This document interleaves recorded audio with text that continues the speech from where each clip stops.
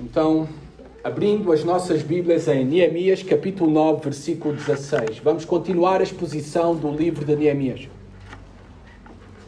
E hoje iremos terminar o capítulo 9. Neemias, capítulo 9. Eu tenho uma imagem para mostrar, apenas uma. Quando eu der indicação, por favor, coloquem essa imagem, tá bom? Porque não tenho aqui o comando. Mas eu sei que lá atrás tenho servos fiéis e atentos que nos vão auxiliar. O título do sermão esta manhã é Deus age fielmente, nós perversamente. Eu volto a repetir. Esta podia ser a mensagem, é a mensagem central, a grande ideia de todo o capítulo 9. Deus age fielmente, nós perversamente. Todo o texto que agora vamos ler, do versículo 16 a 37, e ainda aos versículos anteriores que já vimos, precisamente do versículo 4, a partir do versículo 4 deste capítulo, são uma oração escrita. É uma das orações mais longas registadas em toda a Bíblia. Há quem diga que foi Esdras quem escreveu ou quem guiou o povo nesta oração. O texto não diz, não temos como saber. É apenas suposição. A origem desta oração é proveniente de uma restauração do fervor espiritual, de um avivamento espiritual que aconteceu no povo de Israel como resultado à sua exposição à palavra de Deus. Assim como nós esta manhã estamos aqui. Eles se expuseram horas e horas, dias contínuos, expostos à palavra de Deus, e isso produziu uma restauração do seu fervor espiritual. Um avivamento espiritual, os seus corações foram tocados profundamente por Deus. Vamos então agora ler a continuação do versículo 16, esta oração. Diz assim a palavra de Deus. Vamos colocar-nos de pé para fazer a leitura da palavra de Deus. Tal como o povo fez naqueles dias, quando a Bíblia, ou neste caso as Escrituras, a lei era aberta, o povo se colocava em pé para ler a palavra de Deus. Diz assim a palavra de Deus. Porém eles, nossos pais, se houveram soberbamente e endureceram a sua cerviz e não deram ouvidos aos teus mandamentos. Recusaram ouvir-te e não se lembraram das tuas maravilhas que lhes fizestes. Endureceram a sua cerviz e na sua rebelião levantaram um chefe com o propósito de voltarem para a sua servidão no Egito. Neemias capítulo 9, versículo 17. Porém tu, ó Deus perdoador, clemente e misericordioso, tardo em irar-te e grande em bondade, tu não os desamparaste. Ainda mesmo quando fizeram para si um bezerro de fundição e disseram, este é o teu Deus que te tirou do Egito, e cometeram grandes blasfêmias. Todavia tu, pela multidão das tuas misericórdias, não os deixaste no deserto. A coluna de nuvem nunca se apartou deles de dia para os guiar pelo caminho, nem a coluna de fogo de noite, para lhes alumiar o caminho por onde haviam de ir. E lhes concedeste o teu bom espírito para os ensinar. Não lhes negaste para a boca o teu maná, e água lhes deste na sua sede. Desse modo sustentaste 40 anos no deserto, e nada lhes faltou. As suas vestes não envelheceram, e os seus pés não se incharam. Também lhes destes reinos e povos que lhes repartiste em porções. Assim possuíram a terra de Seom, a saber, a terra do rei de Hesbom, e a terra de Og, rei de Bassã. Multiplicaste os seus filhos como as estrelas do céu e trouxeste-os à terra de que tinhas dito a seus pais que nela entrariam para a possuírem. Entraram os filhos e tomaram posse da terra, abateste perante eles os moradores da terra, os cananeus, e lhes entregastes nas mãos, como também os reis e os povos da terra, para fazerem deles segundo a sua vontade. Tomaram cidades fortificadas e terra fértil e possuíram casas cheias de toda a sorte de coisas boas, cisternas cavadas, vinhas e olivais e árvores frutíferas em abundância. Comeram e se fartaram e engordaram. E viveram em delícias pela tua grande bondade. Ainda assim foram desobedientes e se revoltaram contra ti. Viraram as costas à tua lei e mataram os teus profetas que protestavam contra eles, para os fazerem voltar a ti, e cometeram grandes blasfêmias. Pelo que os entregaste nas mãos dos seus opressores, que os angustiaram, mas no tempo de sua angústia, clamando eles a ti, dos céus tu os ouviste, e segundo a tua grande misericórdia, lhes deste libertadores, que os salvaram das mãos dos que os oprimiam. Continuando a leitura da palavra. Porém, quando se viam em descanso, tornavam a fazer o mal diante de ti, e tu os desamparavas nas mãos dos seus inimigos, para que dominassem sobre eles, mas convertendo-se eles e clamando a ti, tu os ouvistes dos céus, e segundo a tua misericórdia, os livrastes muitas vezes. Testemunhaste contra eles para que voltassem à tua lei, porém eles se houveram soberbamente e não deram ouvidos aos teus mandamentos, mas pecaram contra os teus juízos, pelo cumprimento dos quais o homem viverá. Obstinadamente deram de ombros, endureceram a cerviz e não quiseram ouvir. No entanto, os aturaste por muitos anos e testemunhaste contra eles pelo teu espírito, por intermédio dos teus profetas, porém eles não deram ouvidos. Pelo que os entregaste nas mãos dos povos de outras terras, mas pela tua grande misericórdia não acabaste com eles, nem os desamparaste, porque tu és Deus clemente e misericordioso.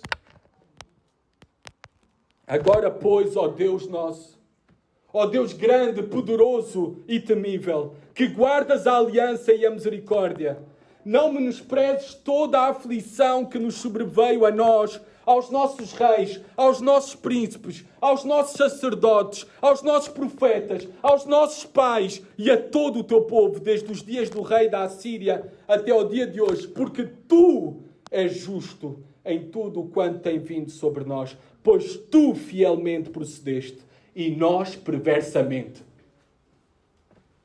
Os nossos reis, os nossos príncipes, os nossos sacerdotes e os nossos pais não guardaram a tua lei, nem deram ouvidos aos teus mandamentos e aos teus testemunhos que testificaste contra eles, pois eles no seu reino, na muita abundância de bens que lhes deste, na terra espaçosa e fértil que puseste diante deles, não te serviram, nem se converteram de suas más obras.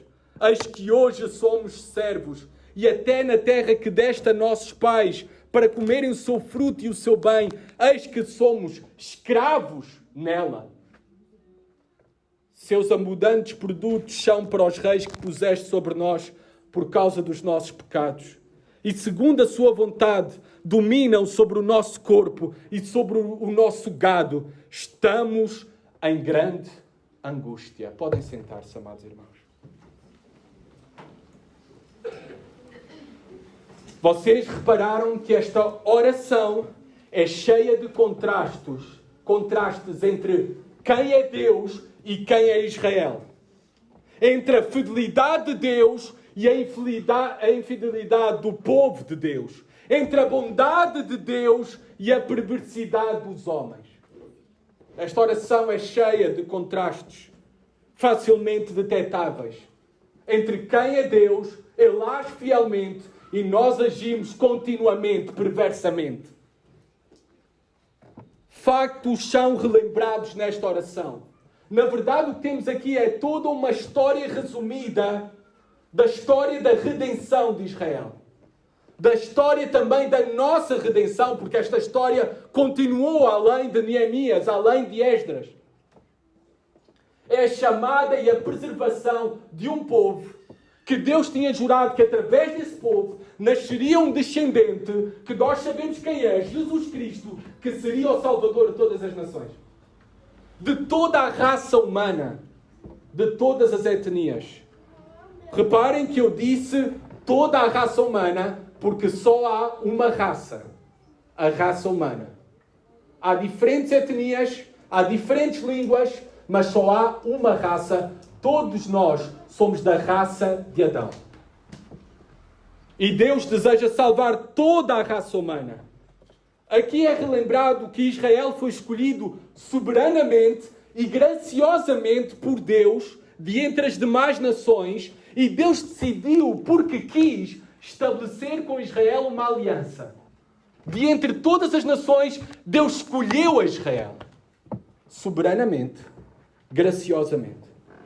Não pelos méritos de Israel, não por ser um povo forte, mas simplesmente porque Deus decidiu amar a Israel. Amar um povo. Bem, amados irmãos, esta é a nossa história também. Deste mundo, Efésios capítulo 2, o apóstolo Paulo diz que Ele nos escolheu antes da criação do mundo. Não pelos nossos méritos, não por alguma coisa que tínhamos feito, simplesmente pela sua soberana vontade. Graça para conosco, nos escolheu para a salvação. Também é relembrado aqui que Deus os livrou da aflição na escravidão do Egito. Eles eram escravos do Egito. E o Egito aqui também transportando para a nossa realidade. Nós éramos escravos deste mundo. Nós éramos escravos dos prazeres deste mundo. Mas Ele nos libertou por meio de Jesus Cristo. Ele nos salvou desta vida em pecado, escravidão do pecado e das suas consequências para todo o sempre. É relembrado aqui que Israel viu o mar vermelho a dividir-se diante dos seus olhos. É relembrado aqui que Deus guiou-os por uma coluna de nuvem de dia e por uma coluna de fogo à noite, de noite. É relembrado aqui que Deus deu-lhes no Monte Sinai a sua lei, os seus mandamentos, toda a sua instrução, todo o seu conselho, pelo cumprimento dos quais eles seriam preservados. O homem viverá. Ele os sustentou no deserto, é relembrado aqui, com pão do céu, cereal do céu, e com água da rocha. É relembrado aqui nesta oração que Deus fez-lhes tomar posse de uma terra que mana leite e mel, uma terra que Deus tinha prometido a Abraão em Gênesis capítulo 12, o patriarca da nação, e cumpriu. Deu-lhes essa terra. O impressionante é qual foi a resposta de Israel diante de todas as maravilhas e benefícios de Deus para com eles. Dos versículos 16 a 25, temos a lembrança específica dos meses do povo de Israel no Monte Sinai, quando Deus lhes entrega a lei, a instrução, o seu conselho. Tem também aqui a lembrança dos 40 anos que tiveram peregrinando no deserto. Ou se querem pôr 38 anos. Tem aqui também o período inicial da posse da terra prometida. Mas o que vemos aqui, qual foi a resposta de Israel diante de todas as maravilhas e benefícios de Deus para com eles? Versículo 16.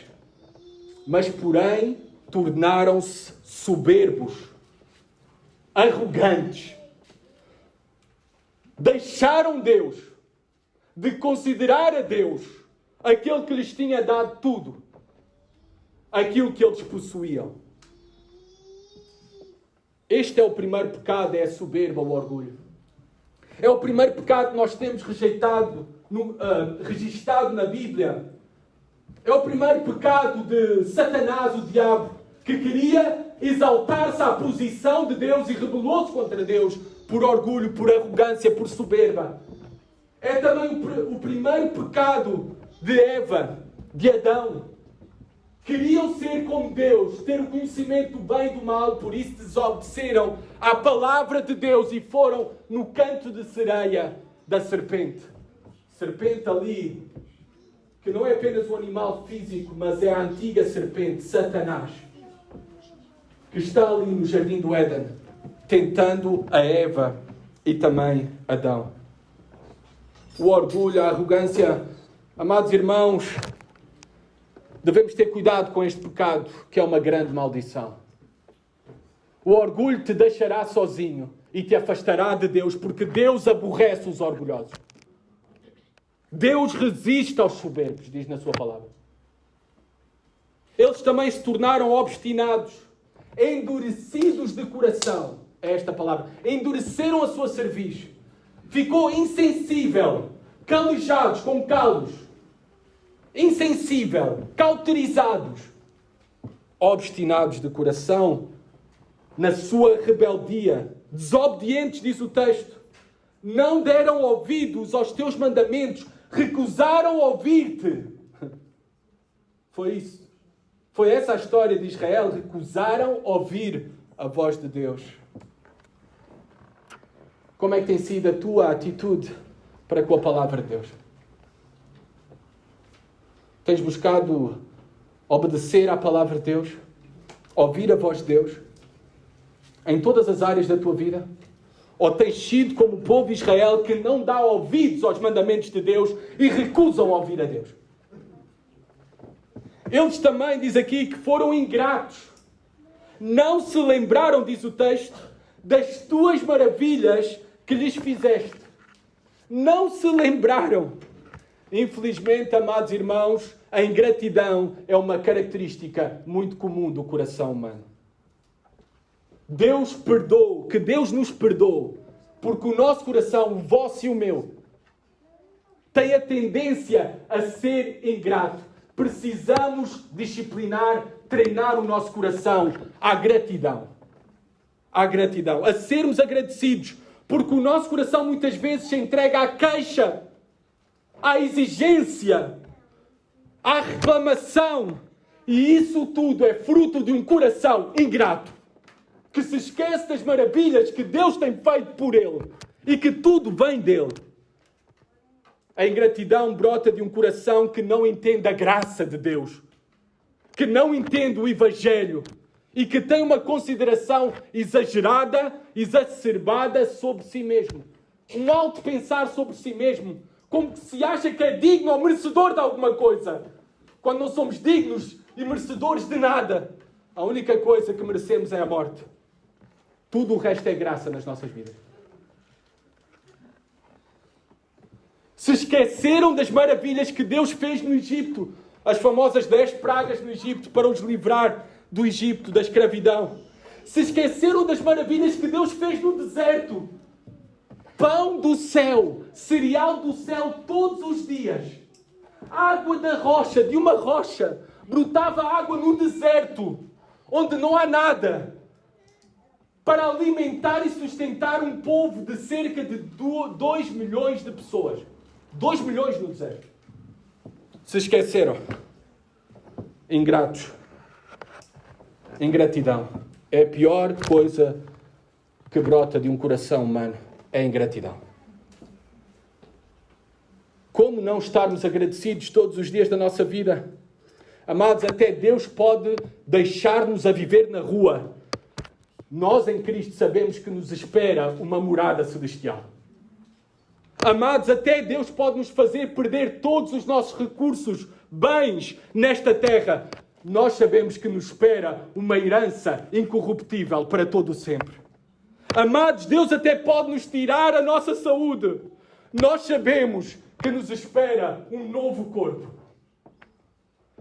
Amados, Deus até pode matar-nos. Nós sabemos que nos espera por meio de Jesus Cristo a vida eterna. Como não ser agradecidos? Como não sermos agradecidos a este Deus? É impensável um cristão viver na ingratidão, na reclamação. É impensável, com tudo aquilo que tem em Jesus Cristo. Com todas as maravilhas que Deus tem feito por nós. É impensável uma igreja viver na ingratidão. Eles também foram rebeldes. E na sua rebelião levantaram um chefe com o propósito de voltarem para a sua servidão no Egito. O povo que nós vemos aqui à continuação que estava descontente com o plano de Deus e estava descontente com a liderança que Deus tinha escolhido, Moisés. Estas duas coisas sempre vêm juntas. Nós somos rebeldes contra Deus e o seu plano, e nós somos rebeldes contra aqueles que Deus coloca sobre nós, sobre as nossas vidas. Rebeldes. Eles saíram do Egito, mas o Egito nunca saiu dos seus corações. Esta era a triste realidade de Israel. Saíram do Egito, mas o Egito nunca saiu dos seus corações. E talvez há muitos aqui esta manhã que estão aqui, mas nunca os seus corações saíram do mundo. Nunca. De segunda-feira a sábado, voltam para a servidão do Egito, para os vossos deuses, para as vossas crenças e para os vossos prazeres. Porque nunca no teu coração saíste do mundo, do Egito. Continuas a amar o mundo, a desejar o mundo. Muitos cristãos, infelizmente, estão na igreja, mas o seu coração ainda está no mundo. O seu coração ainda está no mundo. Para eles, o que se passa aqui é fastidioso, cansativo, nada atrativo. É isto que é o culto para ti? É um sinal que o teu coração ainda está no mundo. Quando deixamos o deserto com Deus, o deserto com Deus é sempre melhor que qualquer outro lugar. Sim, o deserto, a vida por vezes é difícil. Deus não nos prometeu uma vida fácil. Ele disse que nós teríamos aflições, mas Ele prometeu sustentar-nos no deserto. Foi isso que fez com o povo de Israel ou não? Todos os dias, pão caía do céu para os sustentar, no deserto. Todos os dias, água saía da rocha para os sustentar. No deserto, Deus trouxe vida ao seu povo. Quando nós trocamos este deserto na vontade de Deus pelo parque de diversões deste mundo, é porque o Egito, o mundo, ainda não saiu dos nossos corações. E somos exatamente como o povo de Israel. Se trocamos a adoração a Deus com o povo de Deus por outros prazeres aqui, eu não quero citar aqui nenhum prazer, porque eu não quero que vocês ganhem uma lista de legalismo. Mas sim que possam desejar a Deus mais do que qualquer outra coisa. Que o vosso coração esteja em Deus e nos seus propósitos, no seu reino, mais do que qualquer outra coisa.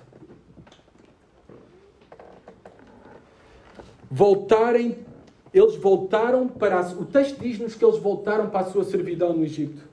Como é que é possível isto? Eram escravos no Egito. Estavam debaixo da opressão no Egito. As suas almas estavam afligidas. Foi isso que fez Deus ouvir a aflição das suas almas e mandar o libertador, Moisés, e os tirar com maravilhas do Egito. Eram açoitados no Egito. Eram escravos no Egito. Mas mesmo assim, queriam voltar para o Egito. Como é que é possível tal coisa? Amados irmãos, nas últimas semanas tenho acompanhado uma família fora da nossa igreja. Eles são temerosos de Deus. Sempre os conheci bem envolvidos na igreja. Os seus filhos cresceram na igreja. Os seus filhos tiveram todas as melhores oportunidades que talvez muitos, ou a maioria de vocês, não tiveram, nem nunca vão ter. Os seus filhos tiveram a melhor educação. Os seus filhos tiveram as melhores condições financeiras de toda a igreja. Os seus filhos tinham os seus pais presentes. Os seus filhos foram acompanhados por um dos melhores conselheiros bíblicos que eu conheço. Um dos seus filhos tem estado neste caminho já há vários anos de obstinação, de rebeldia aberta. A última manifestação da sua obstinação e do seu coração no mundo foi deixar de forma repentina a sua casa com uma carta apenas para os seus pais sobre o carro. Os pais não sabem onde ele está, no que está, não sabem nada. Roubou antes de sair, uma enorme quantidade de dinheiro aos seus pais. E encontra-se de tal forma desesperado onde está, naquilo que está, que não sabemos, que tem tentado extorquir dinheiro a pessoas próximas, mentindo. Também contactou recentemente os seus pais, mas o único motivo não era para arrependimento, era para pedir a sua parte da herança. Tem tentado falar com ele e não tem sido possível. Tem fugido. Seus pais, na última vez que estiveram com ele na semana passada, disseram que estão dispostos a acolhê-lo, a ajudá-lo, obviamente dentro das suas condições. E lhe ofereceram isso em lágrimas. Filho, volta para casa. Nós, independentemente do que estejas a passar, estamos dispostos a ajudar. Mas a obstinação, a rebeldia, a escravidão do pecado o tem dominado por completo em mentiras, sofrimento, apertos e o leva a rejeitar o melhor. Amados, o pecado nas nossas vidas e as suas paixões endurecem o coração. Cauterizam o coração. Cegam o coração. Escravizam, dominam-nos. O pecado desumaniza-nos. Repara que ele chega ao ponto de tentar extorquir dinheiro a amigos seus, chegados. Esta é a espiral descendente do pecado daqueles que amam o Egito. Por isso eles escolhem a escravidão do Egito. Porque eles estão cegos, endurecidos, escravos. Por muito que o que estejam a experimentar no Egito ainda seja angústia e aflição, eles vão escolher o Egito. Porque o seu coração é escravo dos seus prazeres. Amados, mas reparemos o contraste entre as características do povo, que era soberbo, arrogante, obstinado, desobediente, infiel, rebelde. Mas reparem quais são as características de Deus que são mencionadas aqui. Quem é Deus? Aqui na oração, Deus é apresentado para nós como perdoador, como bondoso, como misericordioso. Esta palavra misericordioso, não é? A palavra de miséria e a palavra de coração. Ele tem compaixão das nossas misérias. Ele é paciente. Ele é amoroso. Ele é fiel. Amados, e esta é a nossa maior esperança. Porque Ele não pode negar-se a si mesmo. É isso que Ele é. É quem é Deus por natureza. Por isso é que Deus não desamparou o seu povo. Amados irmãos, se não o fez com Israel, também não o vai fazer contigo. Não o vai fazer comigo. Não vai fazer com esta igreja. Não por quem nós somos, mas por causa de quem Ele é. Perdoador, bondoso, misericordioso, paciente, amoroso, fiel. A nossa segurança não repousa em nós. Nós somos iguais ou piores que Israel. Ou pelo menos temos o potencial para isso.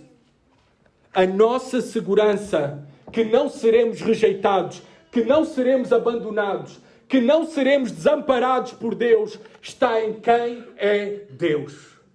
Em quem é Deus para nós. Em quem é Deus para ti. Em quem é Deus para esta igreja. Amados irmãos, esta igreja na sua história esteve a ponto de vender as instalações. Na sua história esta igreja ficou reduzida a 8 pessoas apenas. Mas esta é a obra de Deus. Deus jamais irá desamparar o seu povo, a sua igreja, por quem Ele é, por quem Ele é, e que vai além de nós. Versículo 18. O versículo 18 é algo estarrecedor. Isto é uma palavra em português? Espero que sim. Ok. É algo espantoso. Espantoso. Versículo 18. Reparem o que diz. Ainda mesmo quando fizeram para si um bezerro de fundição e disseram: este é o teu Deus que te tirou do Egito, e cometeram grandes blasfêmias. Amados, tudo o que Deus tinha feito por eles, viram o mar vermelho abrir diante dos seus olhos, ainda assim construíram um bezerro de ouro com os seus próprios anéis, pulseiras, colares, e adoraram e se inclinaram diante dessa imagem. é algo espantoso. A idolatria do coração. E não há nada mais grave que a idolatria. Não há maior ofensa contra Deus do que a idolatria. E ela é a mãe de todos os pecados, a idolatria. E o que é a idolatria? Não é apenas nos curvarmos diante de um bezerro de ouro. Muitas vezes, muitos têm bezerros de ouro, não fisicamente, mas no seu coração, que substituem por Deus, que amam mais do que a Deus, que desejam mais do que a Deus. Isso é idolatria. Quando tu buscas algo pela vontade humana, pela tua vontade, ou feito por mãos humanas, no lugar de Deus, é idolatria de coração. É algo espantoso, estarrecedor ver isso no povo de Israel, depois de ter testemunhado todas as suas maravilhas. Diz aqui que cometeram grandes blasfémias. Blasfemar significa falar mal de Deus. Falar mal. Amados, nós muitas vezes somos como o povo de Israel. Temos ídolos, coisas que são para nós mais importantes do que Deus. Mais valiosas do que Deus. Mais prioritárias do que os propósitos de Deus. Ídolos, bezerros de ouro. Muitos não estão a viver para o reino de Deus, estão a viver para o seu próprio reino. Para o seu próprio reino. Quando Deus nos chamou para viver e buscar primeiro o seu reino. O seu reino. Sobre este pecado das blasfémias, há muita gente com medo de ter cometido o pecado imperdoável. Recentemente, no acampamento, falei com um jovem sobre o mesmo, sobre este pecado imperdoável, porque ele ficou perturbado numa conversa que houve à noite entre os campistas e os conselheiros no quarto. Falaram sobre o pecado imperdoável. E ele ficou muito preocupado e agitado e no outro dia veio falar comigo, porque ele tinha medo, receio mesmo, sério, sincero, de ter cometido esse pecado imperdoável. E aquilo estava a perturbar a sua alma. Uma prova que uma pessoa não cometeu o pecado imperdoável é o facto de ter medo de o ter cometido. Porque este pecado imperdoável é algo específico, é algo consciente, é algo determinado.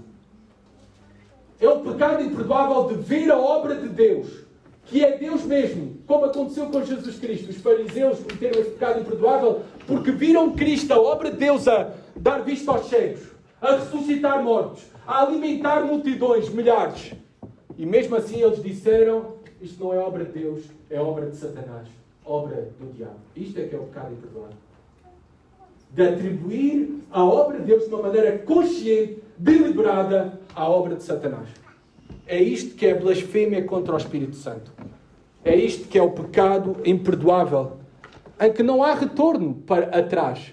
Também porque essas pessoas, diante de todas as evidências de quem é Deus e da obra de Deus, rejeitam a Deus e cometem blasfémias contra Deus ao atribuir as mesmas obras a Satanás.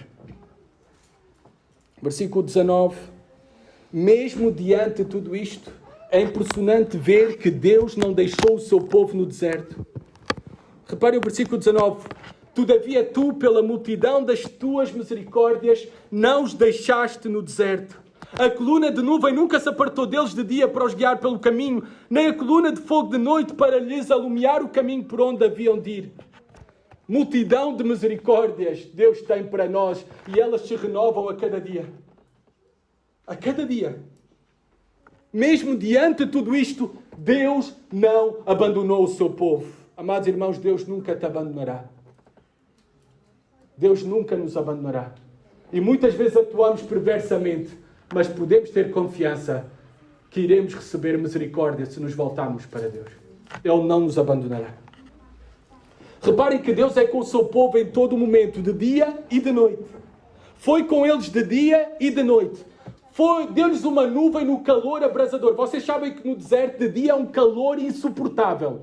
À noite é um frio aterrador. Por isso a coluna de fogo à noite, para os aquecer também. Em todo o tempo e em todo o momento, Deus é com o seu povo. Deus é conosco, pela sua misericórdia. Deus é fiel. Versículo 20 a 25 nós temos aqui a presença e a provisão de Deus. Deus é fiel. Isso se manifesta na sua presença e na sua provisão, e aqui expressa com maior detalhe.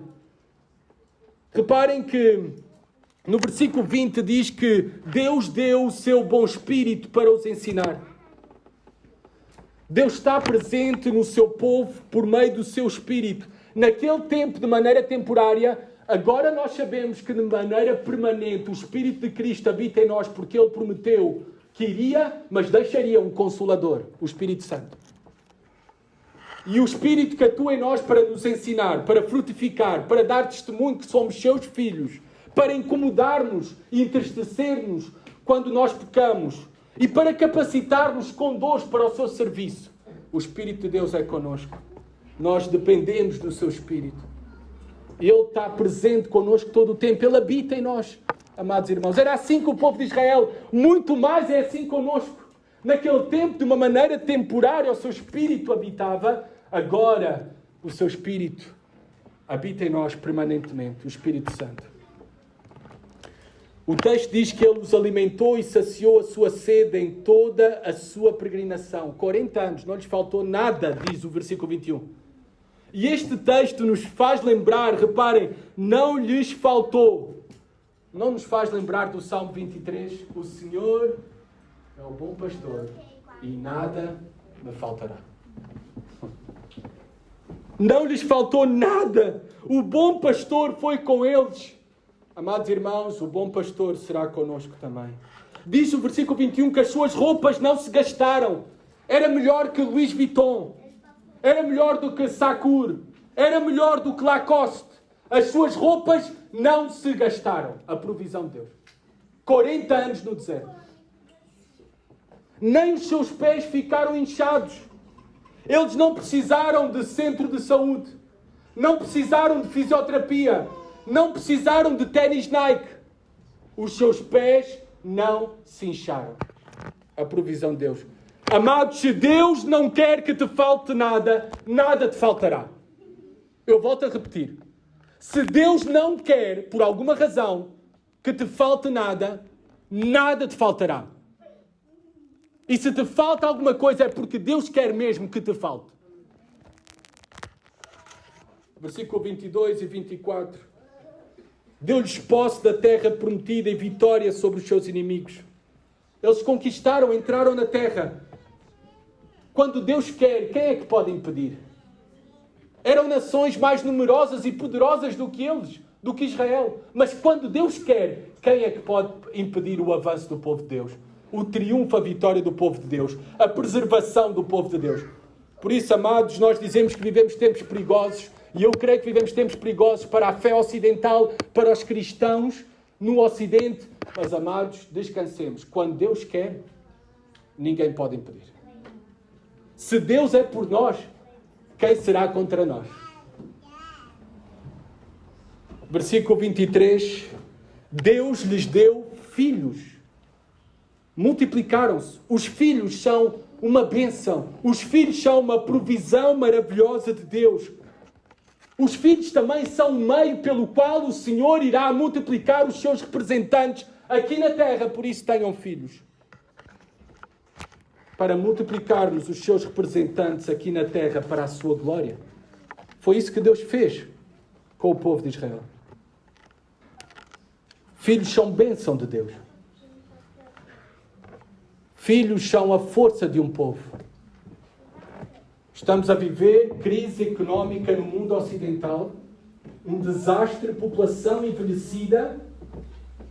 Já a população envelhecida está a dobrar, a ultrapassar a população ativa. Estamos a sofrer agora os efeitos da crise económica e mais no futuro haverá, porque o mundo ocidental não tem filhos. Essa é a consequência. Não tem filhos. Então vai ficar pobre. Tão simples quanto isso. Versículo 25. Deu-lhes uma terra que mana leite e mel. Reparem que até diz o texto que engordaram. Nós também temos engordado, pelo menos eu. Engordaram nessa terra. Amados, todos os que estão aqui Eu não sei a vossa conta bancária, mas uma coisa eu tenho a certeza. Todos vocês vivem melhor do que reis de há 300 anos atrás. Todos vocês. Cuidado de saúde, educação, ir ao Pingo Doce e poder escolher, sei lá, centenas, talvez milhares de produtos. Todos vocês que estão aqui vivem melhor do que reis há 300 anos atrás.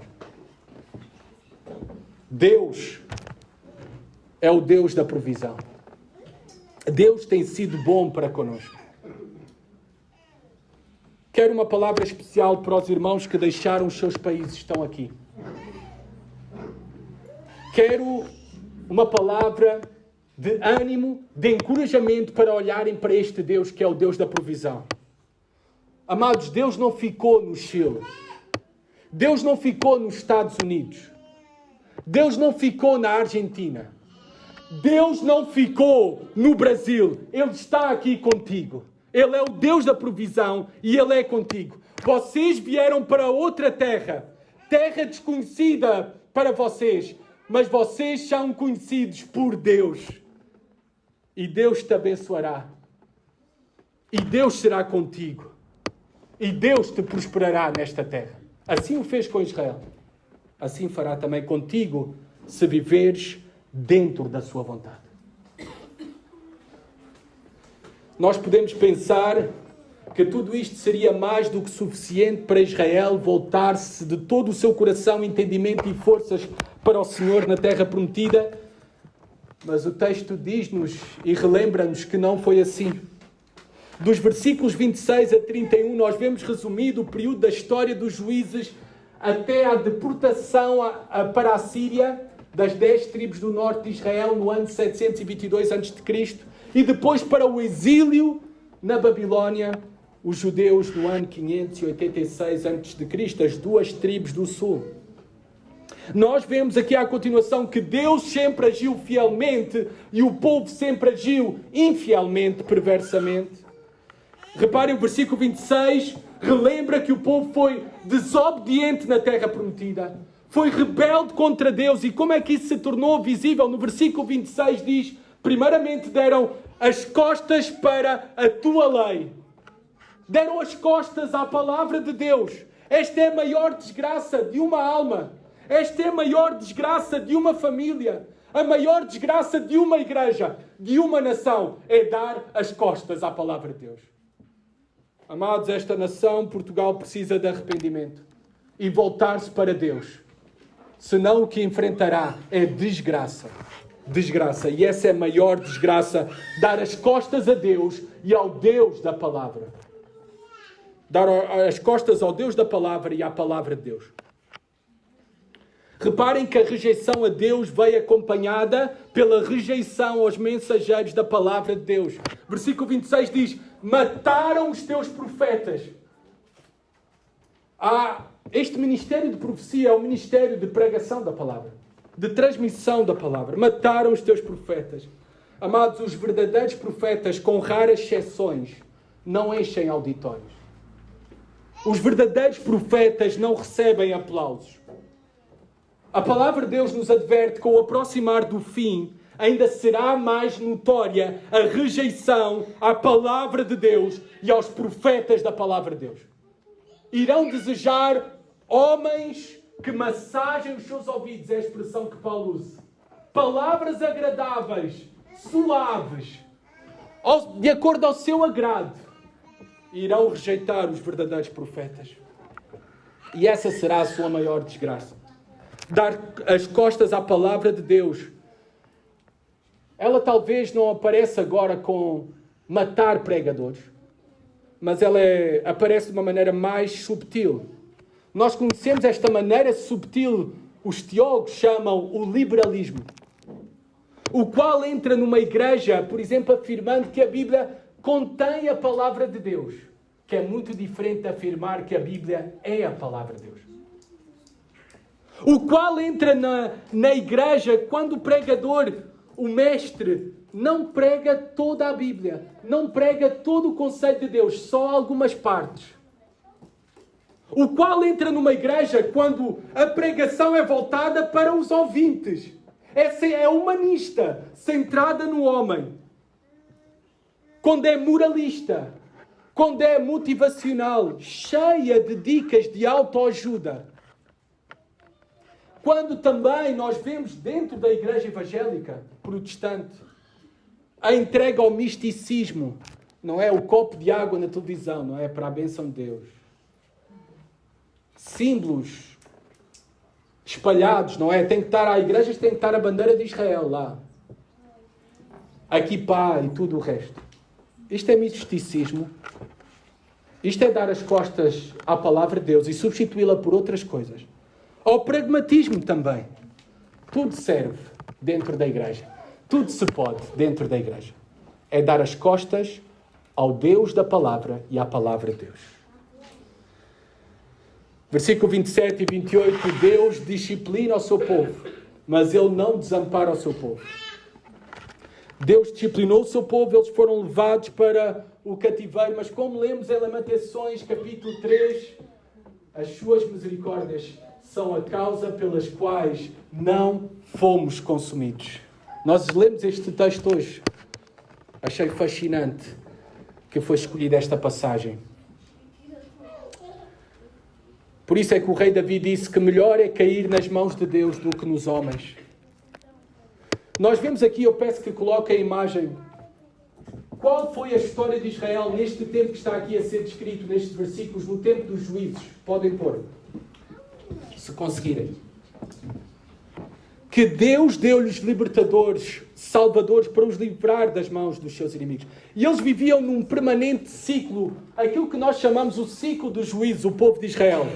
Por exemplo, começa com, lá em cima, Israel faz o que é mau perante o Senhor, Deus envia uma nação opressora para os castigar, Israel clama a Deus por misericórdia, Deus envia um juiz ou um salvador, um libertador, um líder político e militar para os livrar dos seus inimigos e por fim a nação opressora era derrotada. Mas quando tinham paz, voltavam novamente a pecar contra Deus. Amados, muitas vezes é assim. Podes retirar, Johnny, obrigado. Muitas vezes também é assim nas nossas vidas. A Inglaterra, no sermão, a Inglaterra, que eu tive lá na última visita a Dunstable, eu falava que o maior perigo no mundo ocidental é a sua prosperidade. É a sua paz. É a paz e a prosperidade, a fartura, que muitas vezes nos afasta de Deus. E era assim, este ciclo contínuo. Quando tinham paz, se afastavam de Deus e pecavam contra Deus. Versículo 29 e 30, mas reparem como este ciclo se repetiu por gerações, porque Deus é paciente. Versículo 29 e 30, Deus é paciente. Diz que Deus, versículo 29, versículo 28, os livraste muitas vezes. Versículo 29, continuava a chamá-los ao arrependimento para que voltassem à lei de Deus. E Ele os esperou. Deus é paciente, chamando o povo para o arrependimento. E foi paciente durante muitos anos. Mas como nada mudou, finalmente Deus os entregou à Síria e à Babilónia. Por isso é que o povo estava a sofrer agora de regresso à terra prometida. Tinham passado por 70 anos de cativeiro na Babilónia, castigados e julgados por Deus. Agora estavam de regresso quando Esdras faz esta oração, mas estavam em pobreza, em necessidade, em aflição, em angústia, por causa dos seus pecados. Mas o versículo 31, reparem o que diz: mas pela tua grande misericórdia não acabaste com eles, nem os desamparaste, porque tu és Deus clemente e misericordioso. Este versículo é um pequeno resumo do Evangelho, um resumo da nossa história. Deus nos podia ter fulminado, mas Deus nos respondeu com clemência, com misericórdia. É unicamente pela sua misericórdia e a sua bondade que nenhum de nós, esta manhã, é consumido, é destruído, é rejeitado, é abandonado. Por isso tu podes vir a Deus e Ele te receberá com misericórdia. Versículo 32 a 37. Eles estão a sofrer as consequências do pecado. E agora temos um clamor final pela misericórdia de Deus. Um clamor por perdão. Um clamor por libertação das consequências do pecado. Um clamor por misericórdia. Começa no versículo 32 este último clamor pelo perdão e libertação das consequências do pecado que estavam a sofrer, olhando para quem é Deus. Ele é grande, Ele é poderoso e Ele é temível. Devemos viver diante de Deus com temor e tremor. Falta-nos muitas vezes, ao povo de Deus, reverência no falar e no fazer. Reparem que Ele é também aquele, no versículo 32 diz isto, que guarda a aliança, que guarda a misericórdia. Ele não pode, nem vai mudar.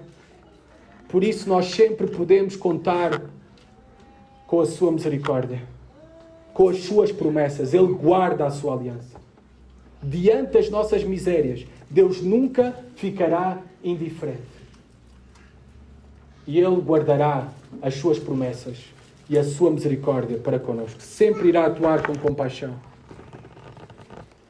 Nós temos aqui o clamor final do povo, em que eles falam que estavam a ser debaixo da opressão de outra nação. Ainda estão, voltaram para a sua terra, mas ainda eram dependentes de outra nação opressora.